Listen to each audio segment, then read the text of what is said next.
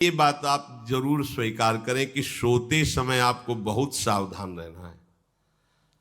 और प्रायः गलती सोते समय करते हैं उपासक की कोई प्रपंच की बात याद करते हुए या मोबाइल देखते हुए या कोई गंदी चेष्टाओं का आपकी रात बेकार चली जाएगी। अगर गंदी चेष्टा हो गई तो सुबह भी बेकार हो जाएगी, दिन भी बेकार हो जाएगा, निरुत्साहित हो जाओगे। सोते समय आपको समय नहीं देना व्यर्थ चिंतन का। उसी समय विषय चिंतन होता है, उसी समय विषय भोग की आकांक्षा जागृत होती, उसी समय विषय देखने की इच्छा होती। मोबाइल है तो जिस समय आप अपनी शैया पर जाएं स्विच ऑफ कर दें। उसमें मैसेज घंटी आने का कोई भी रास्ता मत रखें। मान लीजिए आप उपासक हैं भगवत प्राप्ति के, 30-35 वर्ष ये नहीं था तो सब मर नहीं गए थे। और बोले इमरजेंसी, जब इसकी 30-35 वर्ष से पहले इसकी कोई रचना नहीं थी, मुझे लगता है, क्योंकि 30-35 वर्ष में ही इसका विस्तार देखा है। नहीं तो कभी किसी के पास मोबाइल नहीं। कोई बड़े अधिकारी तो इतना बड़ा वो, इतना बड़ा वाला वो ऐसे रखते थे नहीं तो मोबाइल तो हमें लगता है 30-35 वर्ष। तो फिर इमरजेंसी कैसे चलती थी? कैसे चलती थी इमरजेंसी? और आप ब्रह्मा हो क्या कि इमरजेंसी संभाल लोगे? स्विच ऑफ करो। जो सब इमरजेंसी संभालने के लिए तैयार रात दिन न सोता है, वो हर समय जागृत रहता है, वो हमारा आराध्य देव है। स्विच ऑफ करो, चिंतन लगाओ श्री जी का। ये जो रात्रि के शयन के समय मोबाइल में इधर उधर दृश्य देखने हैं, अपने सर्वनाश का बीज बोना है। मान लो, हमारी प्रार्थना मान लो, ये उस समय मन आपको परेशान करेगा जब कमरे की सिटकिनी अंदर से बंद होगी। सबसे प्रार्थना है रात्रि के शयन के समय। तो बोले फिर ठीक है 10 बजे तक देख लेंगे मोबाइल, इसके बाद शयन के समय भजन कर लेंगे। होगा ही नहीं। क्या तुम देखना चाहते हो? प्रिया प्रीतम के सिवा और कुछ क्या देखना चाहते हो? वो तो सुभग सुंदरी सहज सिंगार है, सहज शोभा सर्वांग प्रति सहज रूप वृषभानुनंदिनी। हमारी स्वामिनी जी की सुंदरता छुपाने के लिए आभूषण पहनाए जाते हैं।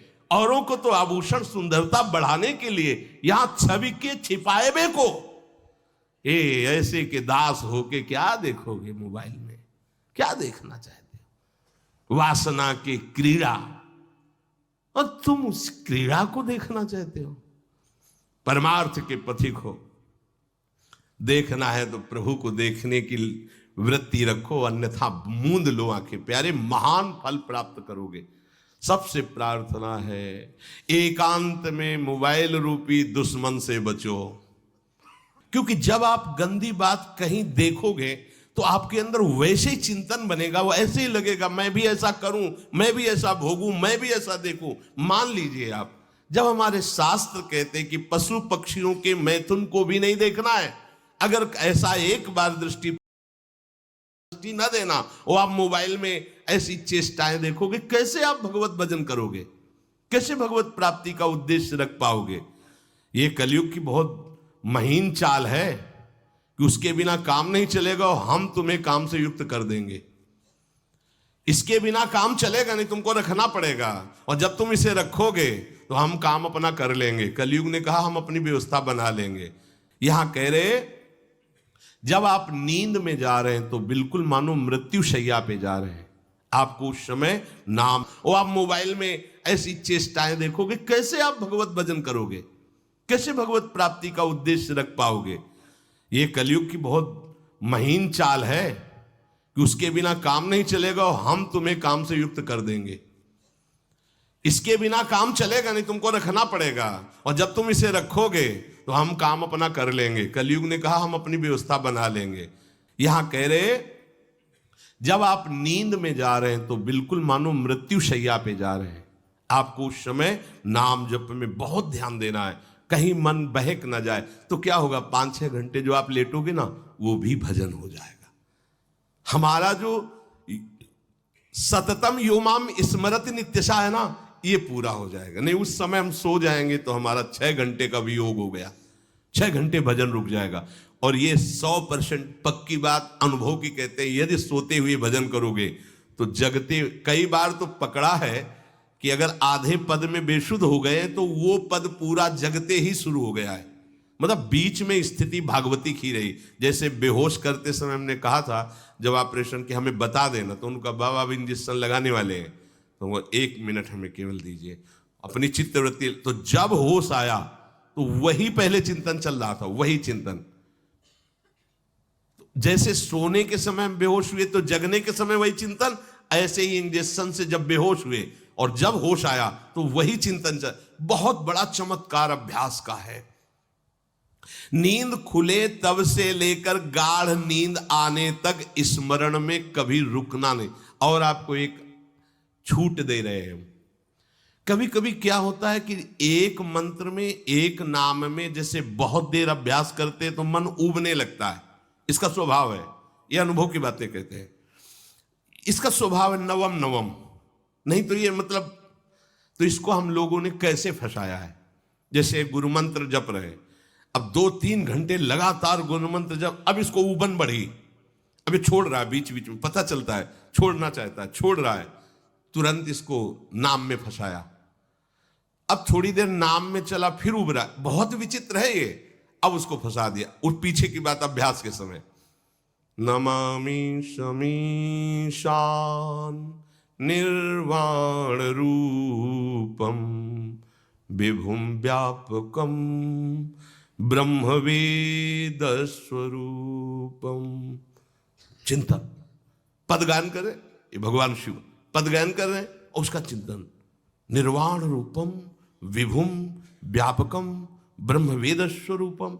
अब अपने यहां अवसर है, सुंदर सुंदर कोई पद गुरु मंत्र जब करते हुए मन जब उमने लगे, राधा वल्लभ श्री हरिवंश, राधा वल्लभ श्री हरिवंश, राधा वल्लभ श्री हरिवंश, इसमें भी उमने लगे, शुरू कर, जोई जोई प्यारो करे सोई मोही भावे, भावे मोही जोई, इसमें भी उबले लगे।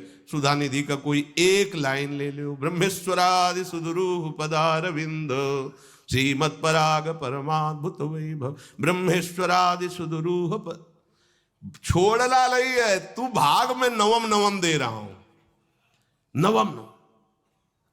इसको फंसाने के लिए आपके पास अस्त्र हो, जैसे यहां चाकू, यहां पिस्तौल, तलवार, ये वो सब बिल्कुल वीर सजा रहता है, ऐसे ही अपने लोग सजे रहते। छोटा राधा, अब एकदम चिपक गया है आके तो कैसे मारे, तो छोटी चाकू है ना वैसे, राधा राधा राधा, थोड़ा दूरी राधा वल्लभ श्री हरिवंश, थोड़ा और दूरी गुरु मंत्र, बड़े बड़े अस्त्र अपने पास रख ले, बहुत भाग रहा है तो फंसा दिया। प्रथम यथावति प्रणव श्री, अब लग पूरा पदगा, पूरा पदगा उसमें लग, प्रथम यथामति प्रणव। भोजन पाते समय ऐसा अभ्यास किया है, 1 घंटा के पहले भोजन नहीं होता, चाहे 2 रोटी पाना हो, समय लगता है भोजन, आराम, एक एक नाम, एक एक, कुछ भी हल्ला मचाओ, कोई फर्क नहीं पड़ेगा, अपना चलेगा। अभ्यास स्नान के समय, भोजन के समय, किसी क्रिया के करते समय, किसी से बात करते समय, सोते समय, ये विशेष स्थान जहां में सावधान रहना है। यहां भजन छूटता है, ध्यान देना, यही भजन छूटता है। चलते समय, क्रियावान होते समय, प्रसाद पाते समय या किसी से बतराते समय, ये सब भजन के छूटने के स्थान है और यही पकड़ना है भजन को। जब आपको बिल्कुल न लगे तो मानसिक सब बंद कर दो और गुनगुनाने लगो, जो धुनी आपको अच्छी लगे उसी में नाम, कोई नाम लेके, संसार का चिंतन न होने पावे, चाहे जो कुछ तुम जहां तुम्हारा मन आवे, गंगावरी गोदावरी, कुछ भी, भागवतिक चिंतन के सिवा संसार के चिंतन न होने पाए। पहले ऐसे अनन्य बनो, फिर बाद में अनन्यता आती, रसना कटो जो अनरट। हाँ भी विषय चिंतन कर रहे हैं, प्रपंच कर रहे हैं, बोले रसना कटो जो अनरटो, और नहीं बोल सकते, प्रपंच बोलेंगे बस, रसना कटो, ये शब्द वहां नहीं आते। पहले हम आपको छूट देते, भक्त चरित्र, भगवान की चरित्र, नाम, कीर्तन, मंत्र, जो भी चाहो, संसार का चिंतन मत होने देना, पहले ये पकड़ो, फिर आगे चल करके जब पवित्र हृदय होगा तब ये निष्ठा आती, रसना कटो जो अन रटो, निरखी अन फुटो नयन। मान लो संसार का चिंतन नहीं करने देना है इसको, आप जैसे बने वैसे करो भागवतिक चिंतन, कोई नाम ले लो, कोई मंत्र ले लो, तुम्हें जो प्रिय लगे, हम छूट देते हैं। ये नहीं करे कि रसना कटो जो अन रटो, ये बाद की बात है। हमें पहले इसका संसार चिंतन रोकना है। कैसे छूटेगा, कैसे छूटेगा, हमें यह पकड़ना है। नहीं तो निष्ठा की बात, जो हरि नाम जगत त्रिशिरोमणि वंश बिना कब हूं, हरिवंश बोलेंगे नहीं, हरि बोलना नहीं है, हरि बोलना नहीं, क्योंकि जो हरिनाम जगत शिरोमणि वंश बिना, हरिवंश बोलना नहीं है, क्योंकि प्रपंच में रति। तो क्या करो, जो तुम्हें प्रिय लगे पहले उसे पकड़ो। ये हम अंदर की बात करें, प्रवचन की बात नहीं कह रहे। मन को फंसाना है हमें। राम कृष्ण हरि जहां लगे इसको लगा, पहले इसको फंसाओ, संसार का चिंतन न होने दे। गीता भागवत भक्त चरित्र कुछ भी कहीं भी इसे फंसाओ, पहले संसार का चिंतन न होने दो, फिर लाओ इसको घुमा के निकुंज वाटिका में। फिर तो भागेगा ही नहीं, फिर नहीं भागेगा। अब सीधे निकुंज वाटिका में किसी महाभाग्यशाली गुरु आश्रित का लगेगा, अन्यथा बहुत प्रपंची मन है। आप आश्रय इधर का लोगे, प्रपंच का चिंतन करोगे, बात बनेगी नहीं। चिंतन छोड़ना है हमें, जैसे बने तैसे संसार का चिंतन छूट जाए तो हम विजय को प्राप्त होंगे। ध्यान दीजिए, इस परमात्म तत्व को वही प्राप्त कर पाता है जिसका राग बीत गया है, खत्म हो गया है, वैराग्यवान। ज्यादा परिश्रम नहीं है वैराग्य में, विवेक नहीं होने के कारण हम वैराग्य नहीं धारण कर पाते।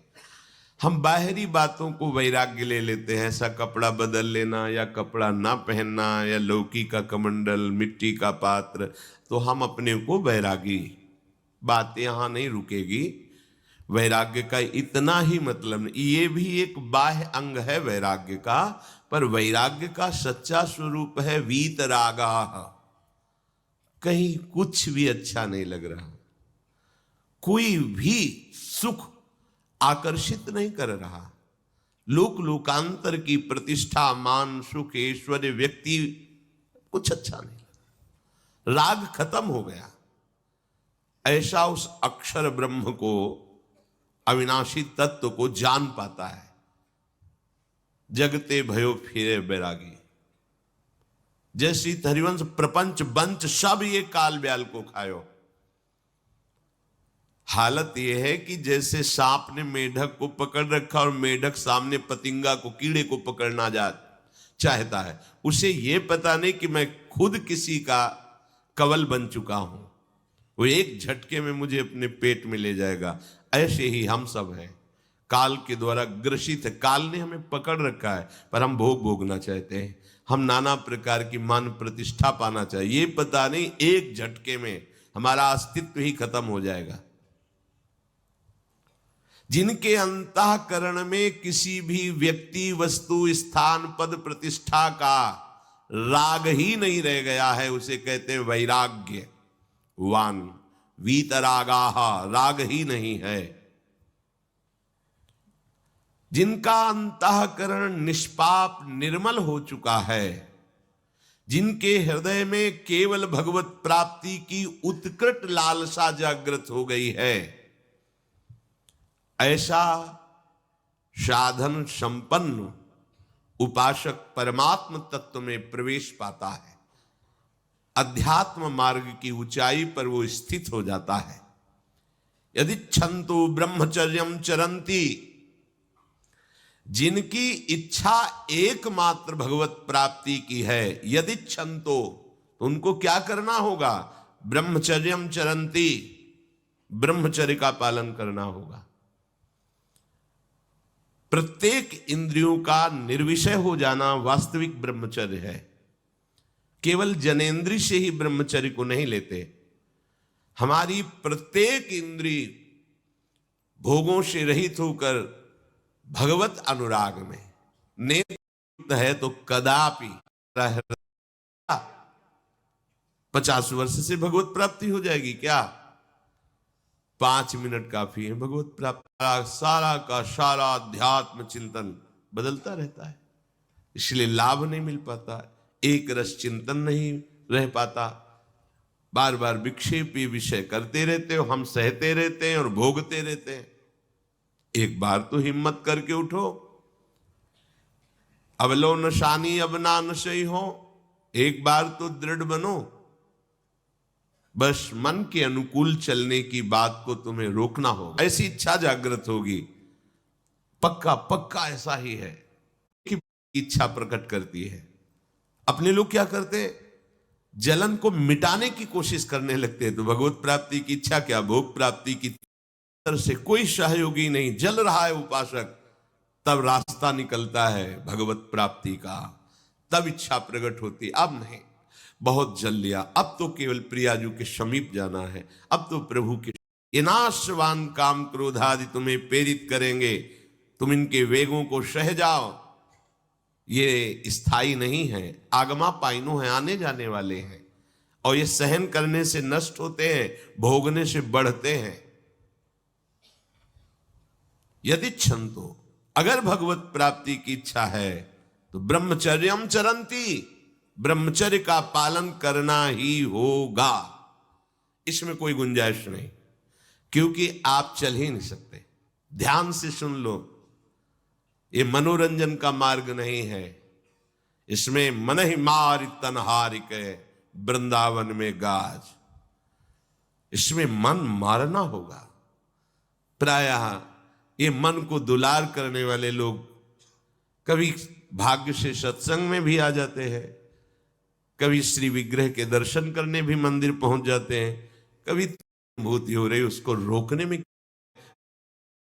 को शरीर राग त्यागना है तो तुम शरीर से भोग भोगोगे तो आसक्ति शरीर की पुष्ट होगी। आसक्ति बुझा हुआ चेहरा होता है, तेजहीन, बिना किसी कारण के वो शोकग्रस्त लगता है। बैठा है, आपको लग रहा है शांत है, लेकिन आप चेहरे को देखो, वो एक शोकग्रस्त है, कुम्हलाया हुआ चेहरा, अशांत चेहरा। मुख प्रसन्न, तन तेज विराजा, यह है ब्रह्मचर्यम चरंती, भगवत आराधन संपन्न उपासक का। जैसे आग में पैर रखते हुए कोई चले तो कैसे चलेगा, ऐसे ही ब्रह्मचारी की पहचान है। इतनी स्फूर्ति उसके अंदर होती, जैसे आग में चलने वाला पूरा पैर नहीं रख पाएगा, अगला कदम रख देगा क्योंकि ताप लग रहा है, ऐसे उसकी स्फूर्ति होती पैरों में। उसकी आंखें एकाग्र रहती है, चंचलता इधर उधर या बार बार झपकना, यह विषयी पुरुष का लक्षण है। बार बार पलक झपकना, यह विषयी पुरुष का लक्षण है। इधर उधर ताक झांक, चंचलता, ऐसा बैठे तिनका तोड़ रहा है, पैर हिला, ये सब विषयी पुरुष के लक्षण है। ये तो बिल्कुल साधारण स्पष्ट दिखाई देता है आदमी विषयी है या ब्रह्मचारी, एक सेकंड में लक्षण होते हैं।